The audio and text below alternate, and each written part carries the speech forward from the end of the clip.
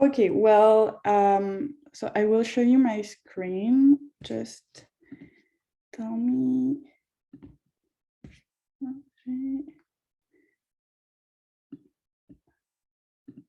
Okay.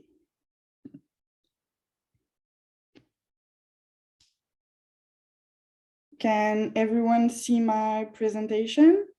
Is that okay? Perfect. If you have an intervention, I don't see everyone, so don't hesitate to just talk.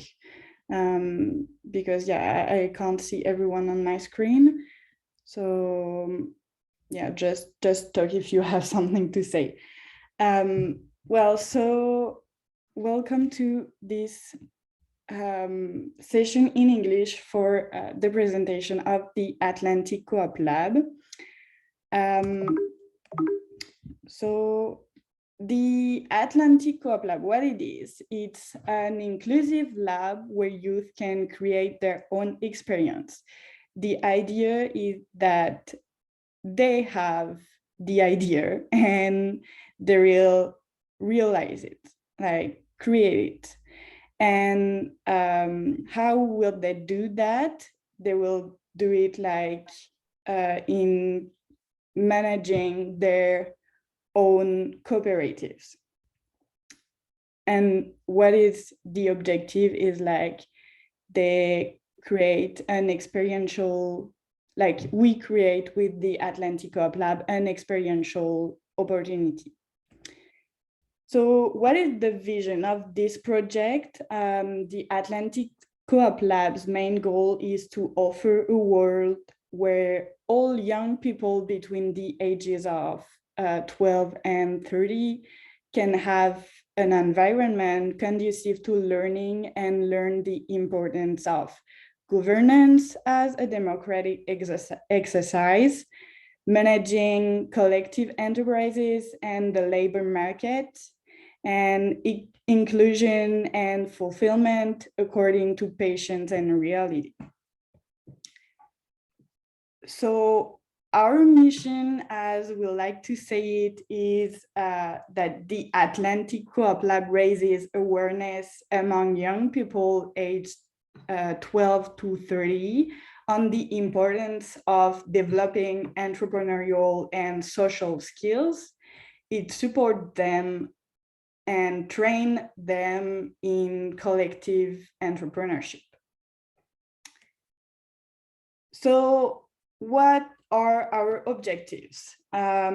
We have like the objective to experiment. So we want to provide a meaningful experiential education that is relevant to the interests of young people. We want to train youth in collective and social entrepreneurship, as I said before, and we want to support them in the realization and implementation of their collective enterprise. We also want to provide opportunities for them to get involved and volunteer in their communities. We really think that the fact that they can be involved in their community can help them find a job after that and maybe stay in the community. So how does it work? For the team, we have the youth affairs director, so me, Marie, and I'm working with a coordinator, which is who is Nina. Maybe you saw her in the email I sent you earlier. So she will coordinate stuff, and she will also coordinate the project development. And after that, she will organize trainings for animators and facilitators, and maybe for youth, and networking events for everyone too. So we will then have the facilitators and animators. So if you had the chance to read the document I sent you in my first email, facilitators are working with young people aged 18 to 30, and animators are working with 12 to 17-year-old youth. So it will just be a little bit different for the first year, but then it will be like that. And the idea is also that animators are working during summer, like we had with maybe people who knows CGS, but facilitators are working during all the year. So they will work with local committees. So the idea of local committees is that they are partners working with facilitators to help them do the promotion of the project, recruit youth, and maybe help them finding some financial, like helping with finance. The idea is just that they will maybe help us recruit animators, because we need some grant demands for to have like summer students, like summer employees, like students or others. And they will also like help youth mentoring and stuff like that. And then we have youth. So as I said, 12 to 17-year-old youth will just be during summer, and 18 to 30-year-old youth will be here all the year, during all the year. Well, we have different localities for this project. So we will have facilitators on every localities, but now we don't have all of them. But as you can see, when we have like a green circle, it's like we already have someone working here. So in Miramichi, we have Agib, who is with us today. Thank you, Agib. And for the southeastern of New Brunswick, we have Yannick as an animator. So thank you, Yannick, to be here too. And we are recruiting for northwestern of New Brunswick right now, southeastern for facilitators, so someone who will be here during all the year. And then we are recruiting for Halifax or Wallfield, depending on the applications. And then other localities will have facilitators, but more later in the timeline. So how does it work for youth? The idea is when they are with us, they will have two parts in their involvement. So they will have a volunteer part, which is to manage their project. So they will decide who is on the board, and they will have like committees to manage finances, marketing, HR, and stuff like that. And then they will have a part that is paid. So the services they will give to the community will be paid. And so they have two parts in the way they work with us. for the services, so this is a big question, and the idea is that youth decide what services they want to provide.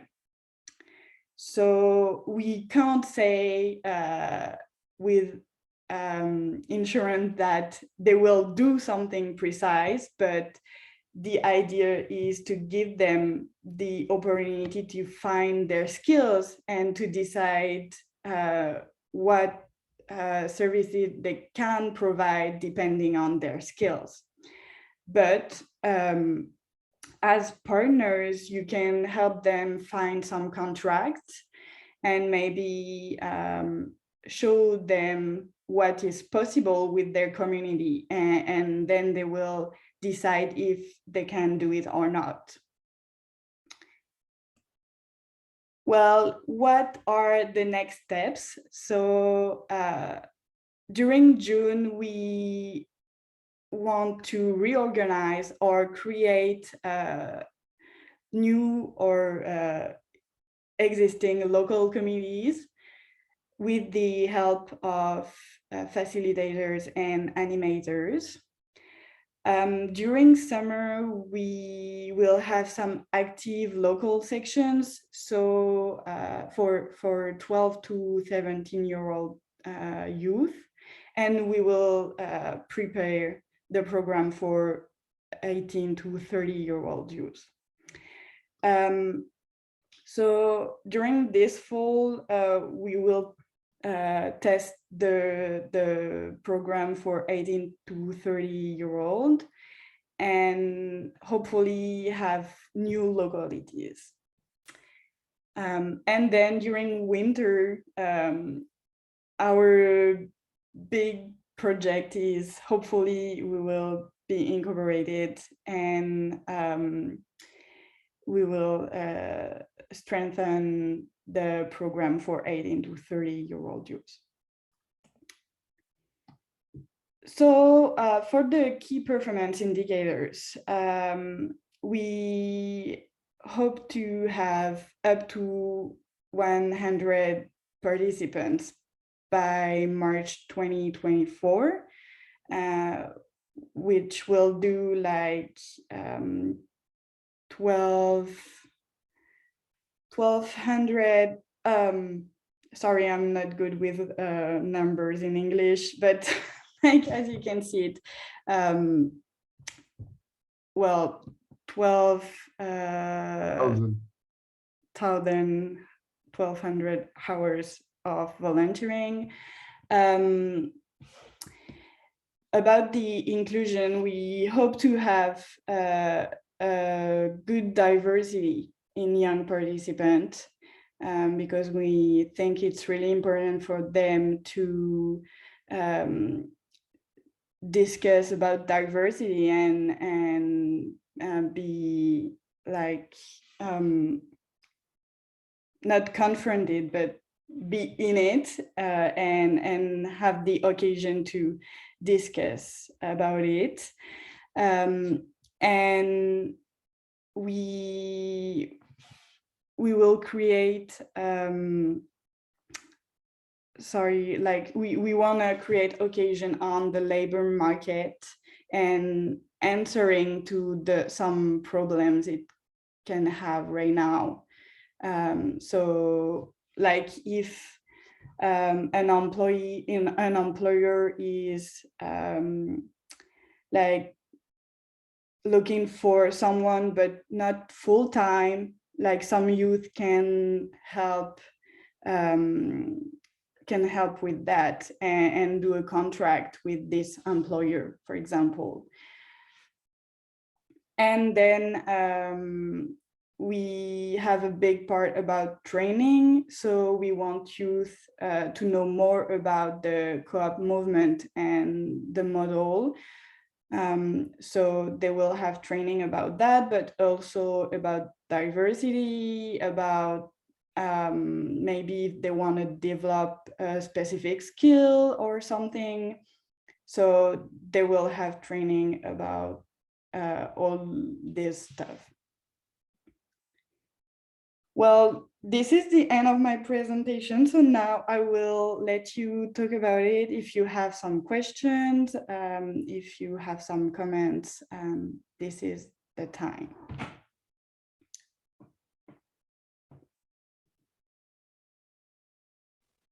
I have a question. What percentage of their pay will go back into the co-op, if any?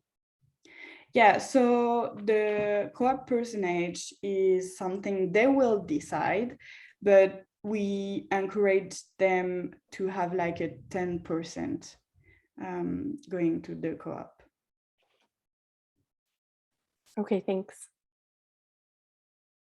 So just to make sure I understand everything. So if I understand correctly, so this June and summer, we're basically setting it up, planning for next year, or maybe the adult program that could start anytime in September. Is that how you?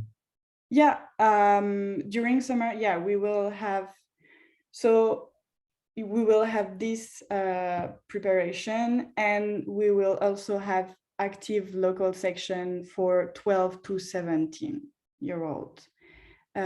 Southeastern is a local section that will be active during summer. We hope so. Because you mentioned that this was, in order for it to function, when the regional communities had to hire summer students that will help facilitate, not facilitate, but make it happen.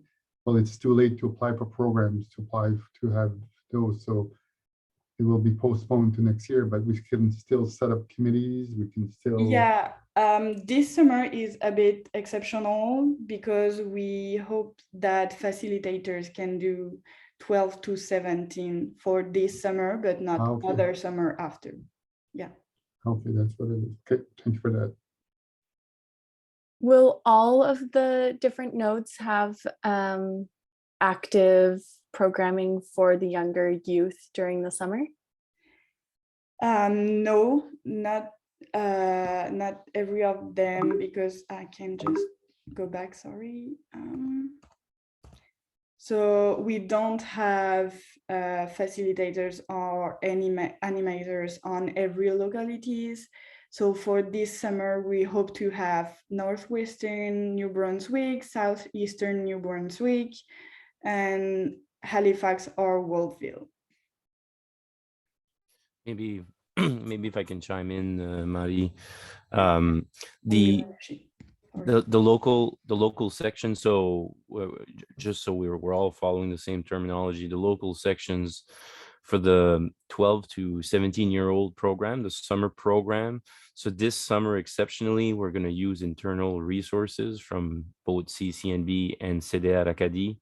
But going forward in 2023, it will really be up to the local section committees. So Guy, what the Comité Local used to do, basically have a partner that wants to apply for summer student positions, and also gather a few local sponsors to making sure that there's enough budget to have a summer, is it animator, Maria? I want to use the right term, right? Yeah. Okay. So basically the facilitators will be centralized within CDR, CCNB, and we're also having discussions with potentially the PEI Co-op Council. So basically the idea is that they'll be governed under these three organizations. For now it's two, and like local committees managing bank accounts and recruiting youth to be the facilitators and all these steps. The local committees will not necessarily be needed for that anymore. It'll more be for mentorship, guidance, like Madi said. So a lot less responsibilities for local committees, a more centralized administration, and the 18 to 30-year-old version of this, which is really the new part of the project, that will start being developed as of this summer, yes, but specifically as of September 2022, and that will be a permanent organization. So yeah, I don't know if that answers your question, Guy. Yep. Sorry, Mark, when you say local organizations will be like after this year responsible for banking, budgeting, like finding money, all of that, you're meaning like the co-op that will be created by youth this year?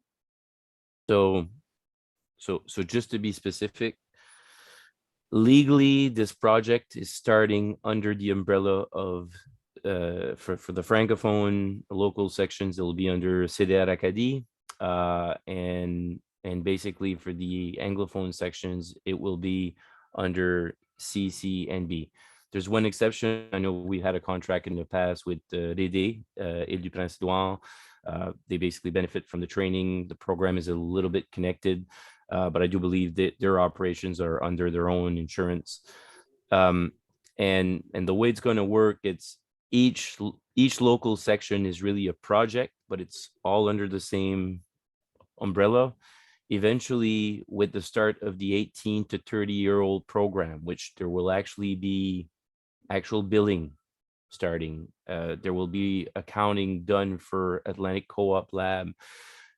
AtlantiCoopLab will become in 2023 a legal entity. It will get incorporated as a co-op. There'll be a structure that's developed and everything. So the local entities are really like local sections. They'll have a certain portion to manage, but there will be a lot of things that are centralized within the AtlantiCoopLab structure. So this is really in the technicalities. The responsibilities will not be shared between local section committees as far as banking, insurance, and all that. All of that will be centralized. However, local committees, including organizations that will be partner, we will work with them in order to getting some summer students, getting some rooms to be shared, because we've always had like a sort of headquarter during the summer for the youth, but like to also have maybe a headquarter during the year, or maybe that portion can be virtual, and getting sponsorships, because the more a local section is involved and is supporting the AtlantiCoopLab in its local section, the stronger it will be. Both CDR and CCNB at the start are going to support this. Eventually, we'll be managing partners with the new entity, and the new entity will have its own board. But I don't want to go, and I'm sorry, Madi, if I'm giving way too much details, but hopefully it answers your question, Melissa, because I know you saw the presentation when we were brainstorming. Yeah, no, that answers my question very well. Thank you. Appreciate that. Right. Kalisha, I see you have your hands raised. Yeah, I'm not sure if I missed it or what. So if I did, just please correct me. But is this program open up to newcomers that are coming to Canada, or is it just for individuals that are Canadian citizens or permanent residents? Madi, you want to answer that?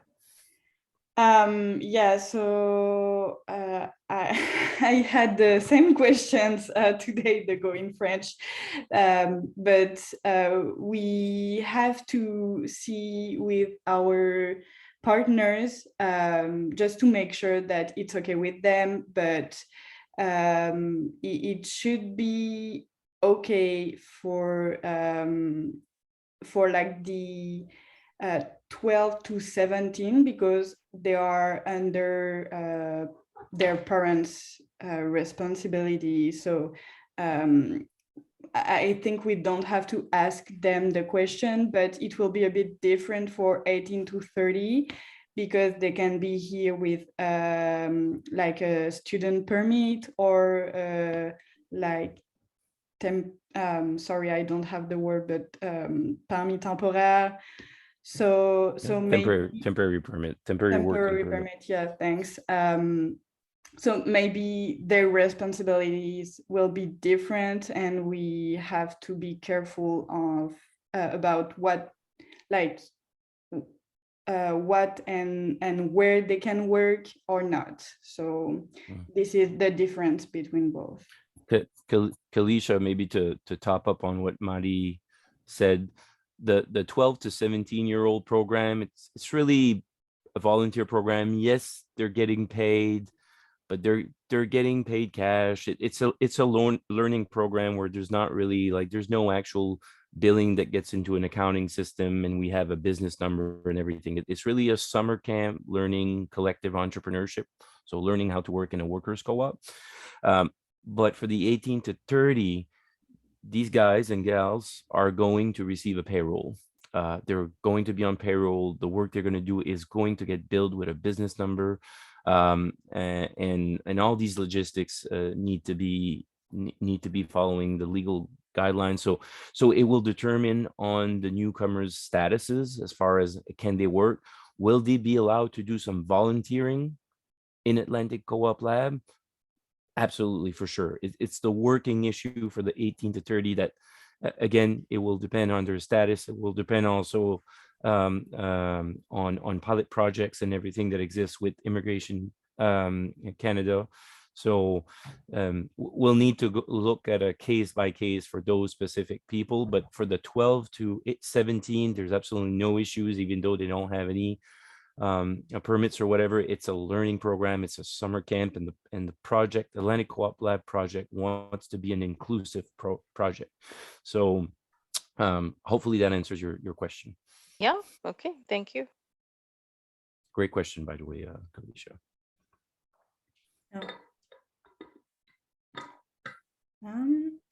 I have a question if I can chime in. I'm wondering if there's any kind of long-term vision for the participating youth. So are youth able to participate more than one summer a month? Can they become facilitators and animators if they participate in the program enough? So what's the vision for repeat participants? Well, like in the long term, I don't think we can do it like during the first year, but in the long term, we hope that they will stay maybe a few years, and they will work with us. If they want to become facilitators, yeah, of course. I don't think we have like a quota, like they will have to do a certain number of years with us to be facilitators, but it will also be with an application. If we have like a job offer and stuff like that, they can applicate, and we will see if they qualify for it. But yeah, this is how we see it in the long term. So that it can like be all the year and during maybe 2 to 3 years, and then when they feel comfortable, maybe they will just do a full-time job later or stuff like that. Yeah, if I can chime in, this project is a collaboration between CDR Acadie's older Coopérative Jeunesse de Service project, CJS, and the Co-op Enterprise Council in New Brunswick Youth Initiative project. And basically by sort of merging the two and having a more long-term focus, Gabrielle, that's why the portion of the 18 to 30 is so important, because what we saw in the past is that we had a lot of youth that would go through the program. Most of them would be marginalized youth, or in other words, if we spread it across the Atlantic provinces, some of them would be BIPOC, etc., all that stuff. And the ones who excelled in the program, we didn't see them the next summer because they had a job. They were offered jobs, and the program worked. The raison that for getting the 18 to 30 system set up and going beyond just volunteering, because that's what the YPI project from CCNB focused on, is really giving them the chance to have a permanent position with their own flexible hours, getting you to have the job, that they choose to have with their workload, with their reality and their personal life. And we hope so anyways, that this will sort of be the continuity of the success of the CGS program. And obviously, if we recruit a facilitator, and I believe we will eventually, not like Maddie said, not in the first year, but when we do recruit our first facilitator that came through the program as a 12 to 18 and maybe started, I think we'll have created something pretty great here, and hopefully even through time, because the 18 to 30 years old section will eventually be generating some revenue, and some of that commission will be going back to pay some administrative stuff for the co-op. Hopefully we also reach almost a self-sufficiency level where we might not need partners as big as partners as Service Canada Corps, Cooperators, Uni, and there's many other local partners that we don't have in the list here. But because the idea is that we don't just develop a great educational program, but we also develop a self-sufficient social enterprise out of it.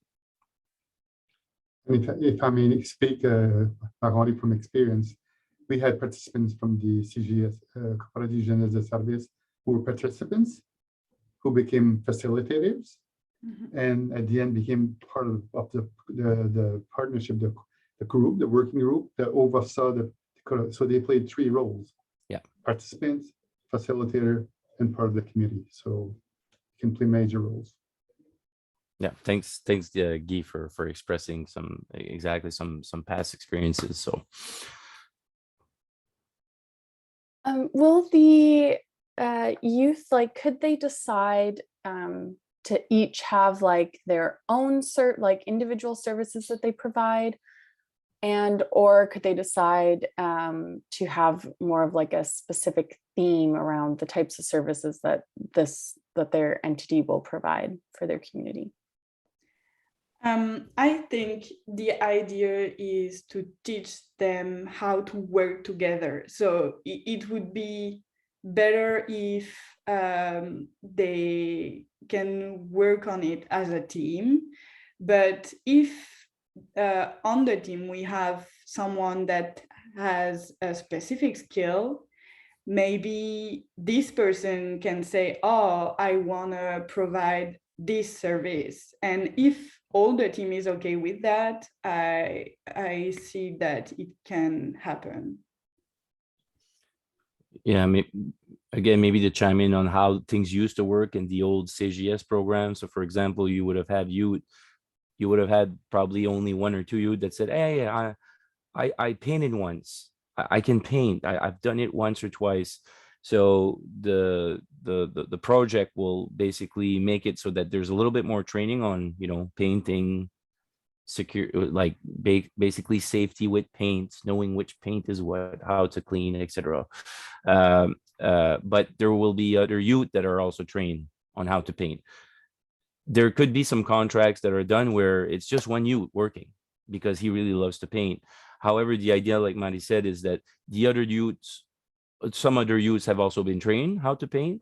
And if ever there's a few painting jobs and for some reason that one specific youth, the one who's really good at painting, is not available, there's other youths that may have accompanied him or her on the other jobs that now know how to paint and can replace him or her.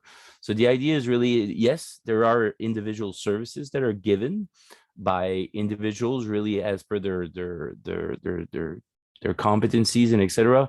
But the idea is really the collaboration between all so that others can learn out of each other's competencies and also share the work, as not everyone is always available at the same time. So I don't know if that gives you a little bit more to the theory that Maddie just explained. Yeah, for sure. And on the other hand, if they didn't, like, they could also all decide that they want to focus on a more specific skill or theme of skills and work together in creating that organization. Yeah, and that's how they will have a better work, because if they have the occasion to see, oh, I have this skill and another one have another skill, and they can just combine everything and make sure that they can answer to different services, so earn more money and provide more services. So it's better for them to have different skills and make sure that they can work together with those different skills. If I may again add from experience, and I've played many hats over the years. So this project for me is to give them the co-op option to understand that cooperative is another way to proceed to create business. If they do have a success and they have an entrepreneurship values in terms of they want to start their own business, there's also other programs if they want to become an independent entrepreneur where they want to start a business in the summer. This is one type of projects or program. There's other types of programs that they can act in the next year or the year in the years after if you're studying. So it's not limited to this, but this project is to give the co-op option to them to understand that it's an option, other option to consider. Yeah. Thank you. Do we have other questions? I'm trying to see everyone. Well, if there is no other question, I just want to thank all of you for your support and for being here today. I also want to give a big thank you to our partners, which are like Canada Service Corps, cooperators, and Uni Coopération Financière, that are helping us a lot with this project. So a big thank you to them and to all of you for being here. I hope we will see you soon again, and that we will have a great work together.